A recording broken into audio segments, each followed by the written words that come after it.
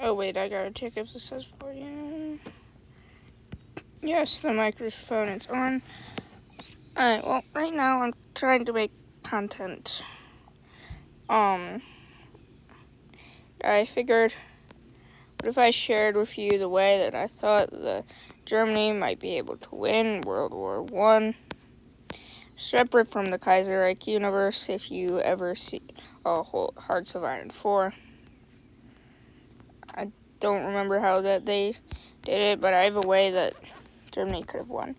So, the Schlieffen plan was a great idea. It kind of worked in our timeline, because they did end up getting close to Paris.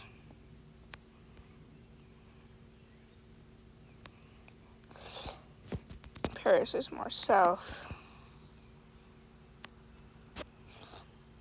But the French reattacked. They pulled forces.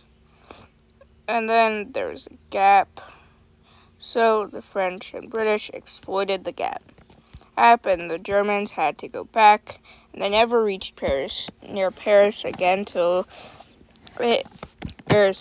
until World War II.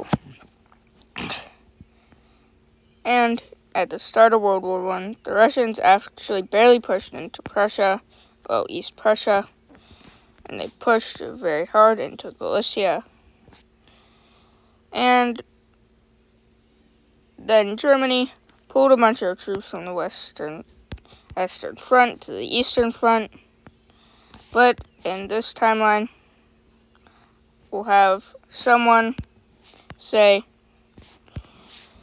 we'll just have probably the Russians still push, but then would have it more concentrated, and then the German forces that were already there just kick them back. They just defend. Even though, yes, Germany wanted to go around the Franco-German border because they really needed quick wars. But Russia is just too vast, and also they can just wait for Russia to collapse internally. Maybe someone says how they'll probably collapse internally because the Polish, I'm not sure how much, both the Polish people also occupied that region. And, no, not East Prussia, though. Like, somewhere there. Polish people probably occupied, like, a little bit more there. And I know there. But they could feel like Germany, to increase their position, could really use backstabbing the Austrians, maybe putting more pressure on them to give Italy their Italian lands. Italy could join the war, but I feel like Italy wouldn't do very much, but they would make another front for the French. So Italy joins on the Central Powers because they got South Tyrol and Trieste, regions that Austria-Hungary really couldn't use otherwise. So this Germany, instead of giving the blank check to Austria when they invaded Serbia, they actually put demands saying that Austria-Hungary needs to give Italy their territory. They can get money. I guess they can probably get paid for it. They need to give Romania their Romanian lands. Yes, there's a pocket of Hungarians right there for whatever reason. And then there's like a bunch of Romanians that live there. It's kind of confusing. They can get influence in Hungary. Not Hungary. Hungary's over here. Keep tripping up my words. But they can get influence in, the Austro-Hungarians can get influence in Romania and keep this little Hungarian portion. but they will lose Transylvania. And they'll also promise Bessarabia to the Romanians so that the Romanians will join their side. And since they're defending here, they can just make Austria-Hungary defend on the Carpathian mountain range. I'm pretty sure that's what it's called. And then the Germans can send Lenin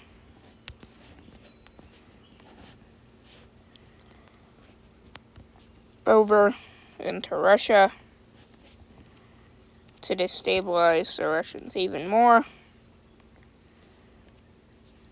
They can fund on groups in Poland, Ukraine, and they can also, that's a very bad circle of Ukraine, they can also promise the Polish people, like all of that, but give Austria-Hungary the Polish puppet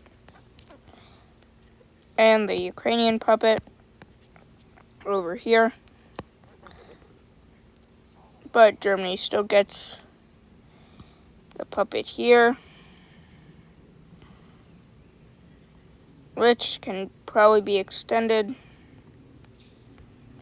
so that a front line would be shortened, which was the main reason why they wanted the Polish puppet, so that their front line would only be this long. But I feel like they can probably make a deal with the Austro-Hungarians, even though the Austro-Hungarians are a really bad ally. They did refuse to surrender in the war, but that was mainly because the lands that they would have surrendered were all to countries that had already surrendered in the war. The Germans probably would rather Austria-Hungary make a South Slavic crown and have more control over the Balkans. So they would probably still kill Serbia and not make a deal with Austria-Hungary. They'll probably promise Greece, southern Albania or something. Bulgaria still gets North Macedonia. No, Greece will probably get here in Turkey, which was majority Greek back then, and southern Albania, so that Greece will join the war, and that when they kick the troops out of Serbia, the Entente forces don't just gather in northern Greece.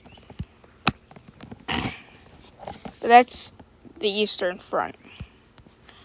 In other words, mutinies in the Russian army, a more defensive plan, a defensive Galicia, and then getting Romania on their side, which we'll talk about later. But first, I have to say how I already mentioned the gap in the front line in the Battle of the Marne. The French counterattacked, the Germans pulled troops, then there was a gap, and then the French forces exploited the gap, and the Germans had to go back. And then, by this time, they can just have bigger armies move slower, but they can just have the extra troops be like reinforcements, so that when the Battle of the Marne happens and they redirect troops, they don't have to make a gap in the front line. So the French end up harming themselves a lot at the Battle of the Marne because of static warfare, trench warfare, where it's pretty much just they take this trench, they take it back, and to get through no man's land, which was the area between the trenches. You just had to try and run through machine gun fire. So and you were also not covered very well. So yeah, a lot of people would just die, and no land, pretty much either no land or almost no land would be gained, which was pretty much what happened at the Battle of the Somme. But in this timeline, it won't happen because the French will fail to push back the Germans.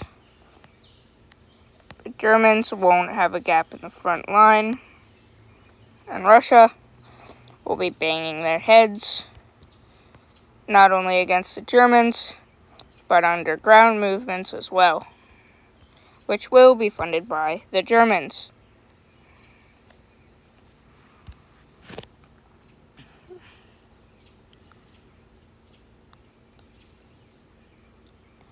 Eventually, something's going to happen with the Russians. And now I'm going to finish talking because the Eastern Front is way more stable.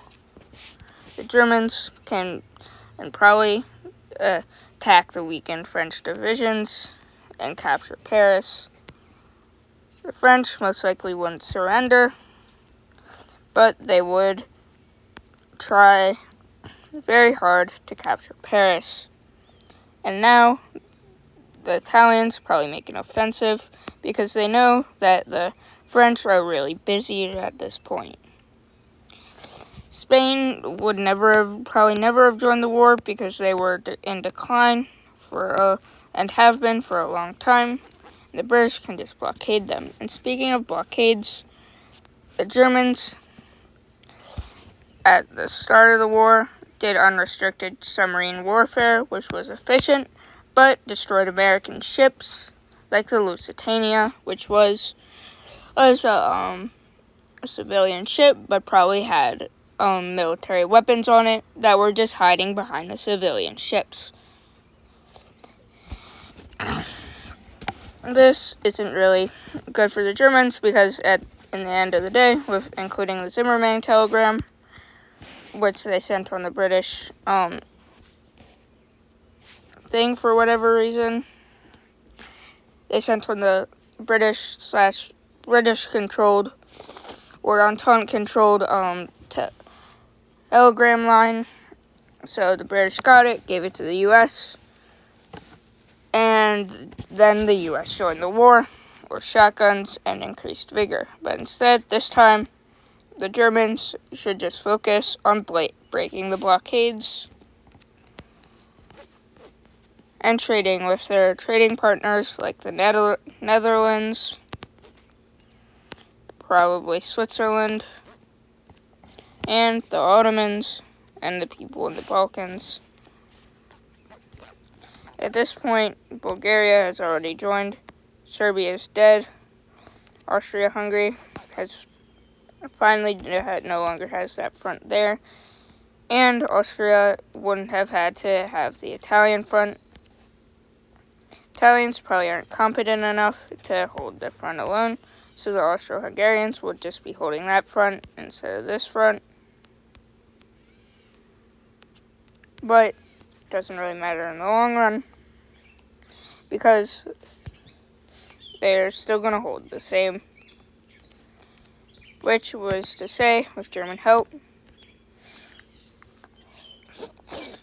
But this time, since they didn't try to attack at first and then get destroyed by the Russians, they're just assuming defensive positions. I'm pretty sure the Russians would just kill themselves trying to capture it. They would also be kind of defeated because Serbia is now dead because of Bulgaria. And also Austria-Hungary didn't have to divert any troops, so Serbia probably had an even harder time. And Germany has now captured Paris. All probably before or at the beginning of 1915. Maybe Serbia dies a little bit later in 1915. I don't know the exact dates, but I'm Pretty sure you can see where I'm going. With Germany having... Yeah, I already said all this stuff before, but I wonder when will France capitulate or surrender? Probably if the Germans stand strong at Paris, if the Germans destroy enough of the British ships that the British war support goes way down, and then the British end up leaving the war. Maybe the Germans secretly sponsor an Irish resistance campaign, and it kicks the British out of Ireland. And then the UK is sad and leaves the war because they're losing, and they don't, and the British public doesn't want to be in a war that started over some fool in the Balkans, which I'm pretty sure some important person said a world war or something will start from some tomfoolery in the Balkans or something. I know it was the first German Kaiser, but I don't know. I have to make this video long enough.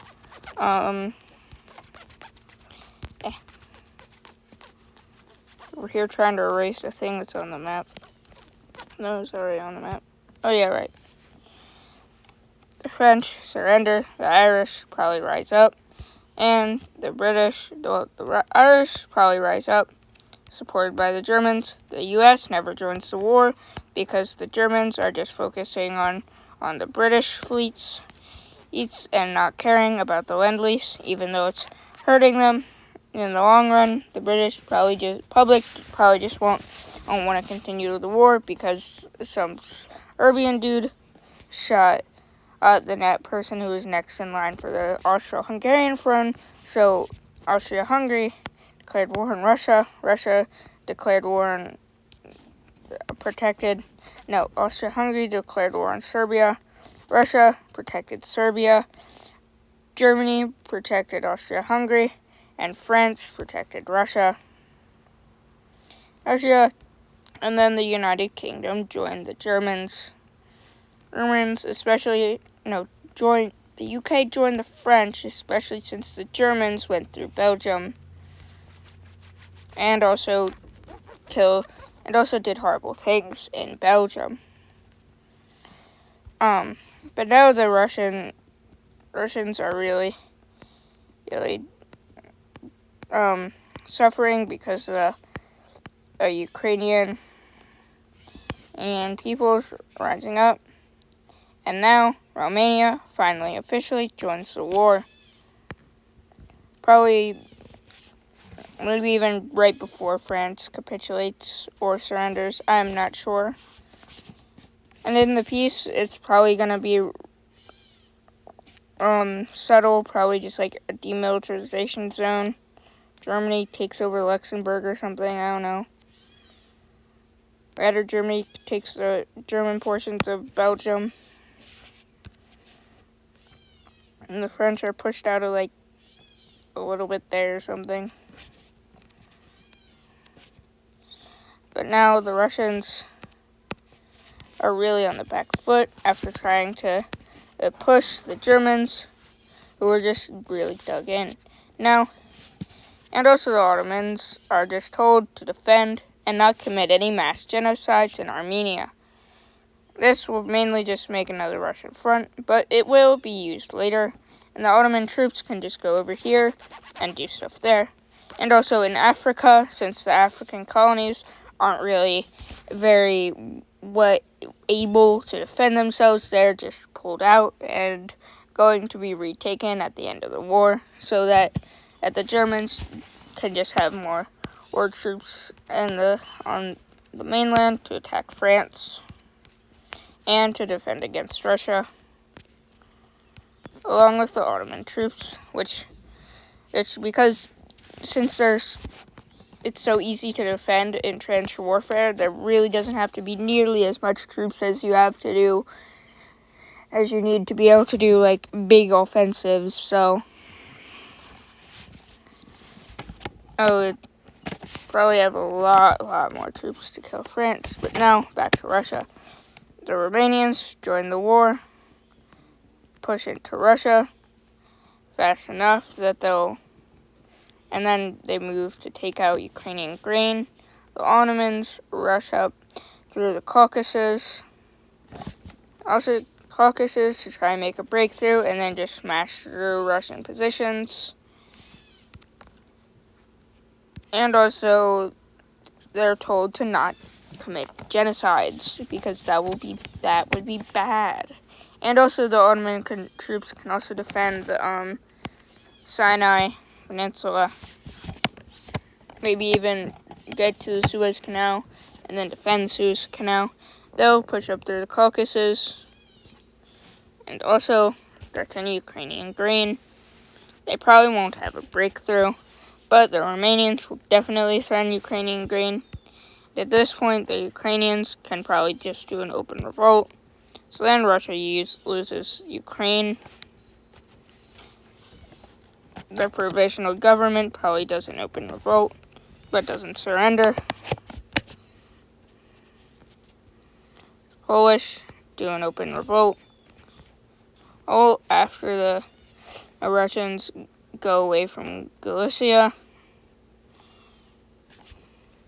to not get outflanked in Poland. Polish see the troops moving, and then get told by the Germans that it's time that they will support them in a revolt. Now pretty much everyone, well, they probably only take like that much in the revolt. Ukraine probably only takes like that much in the revolt. Maybe it's supported by the Ottomans a little bit more. But now Russia's lines have almost completely collapsed, all because some people did not like the Russian government. And at this point, the Russian Civil War is probably almost starting. The Tsar abdicates. It's the provisional government, which is a democracy, is set up. France probably capitulates somewhat, like now, right about now or something. Maybe they just hold on for a while, but can't really do any major offensives, so the Germans just defend there. Maybe the British also try and exist for longer, but the Germans can just get supplies through their submarine warfare, which the British don't really have a great defense to. And also, historically, the Germans won a big naval battle, but it was the British fleet just had so many submarines in it, it just didn't matter. But now the Germans probably find it really easy to just push the provisional government, or the Soviet government surrenders. The Germans probably kill the Soviet government and set up the provisional government. But I feel like the provisional government was probably unstable, and also social unrest made the country really stable. It will probably fracture at this point, but who's to actually say? Kind of butterflies. Maybe it'll just end up like the Kaiserreich universe, with the German Baltic Duchy, Polish Duchy, Ukrainian Duchy.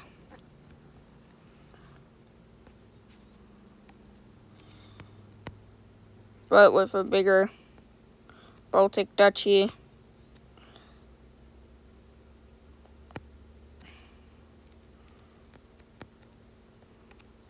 A Austrian Polish Duchy.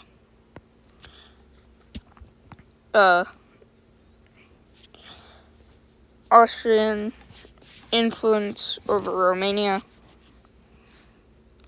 Italian South Tyrol and Trieste. And an Ottoman puppeted Caucasus region, even though the Ottomans are still a dying empire. And also the Arab revolt probably also weakened them, which probably still happens in this timeline, but the Germans are just so concerned about mainland Europe that it probably doesn't change very much. Alright, well, that's my opinion, well, my thoughts on how the Germans would win World War I. Okay, I hope I made a good video, so...